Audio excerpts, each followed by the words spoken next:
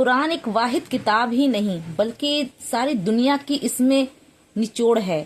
جیسے سائنس، فلسفی، میتھمیٹک، بس اسے اچھی طرح سے پڑھنے والے کو سمجھ آنا چاہیے. لوگ پوچھتے ہیں کہ اسلام کی سچی کتاب قرآن ہے.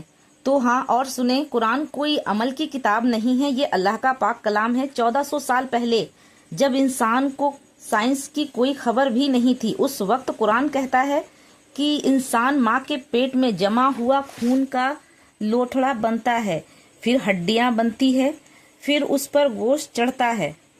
اور یہ بات آج کی میڈیکل سائنس بھی کہتی ہے.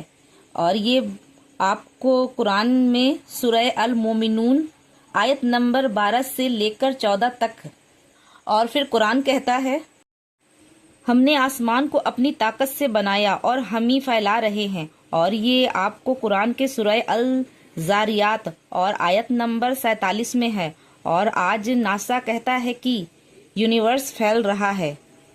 اور پھر قرآن کہتا ہے، ہم نے زمین کو استھر رکھنے کے لیے پہاڑوں کو اس میں کیل کی طرح گاڑ دیا ہے. اور یہ بات آپ کو قرآن کے سورہ النبا میں ہے اور آیت نمبر 6 اور 7 میں.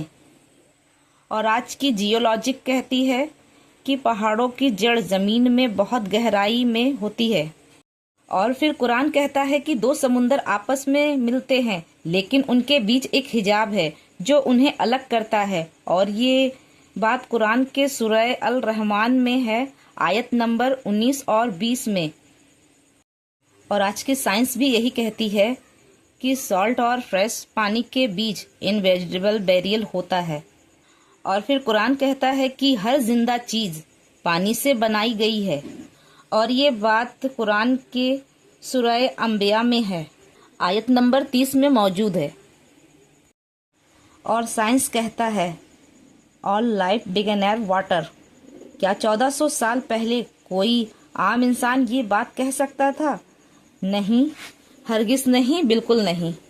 یہ سب اسی کا کلام ہو سکتا ہے جس نے ہم سب کو بنایا، جس نے یہ پوری کائنات کو بنایا، یعنی اللہ. اسلام کوئی کلپنا یا سوچ نہیں ہے، یہ حقیقت ہے. اور قرآن کوئی کتاب نہیں ہے، یہ اللہ کی آواز ہے.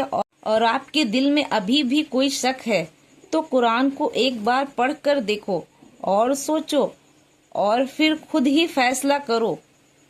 کیا یہ انسان کی باتیں ہو سکتی ہے؟ میں خود کے بارے میں بتاتی ہوں. میں نے جب قرآن کو سمجھا تو مجھے ایک بات سمجھ میں آئی.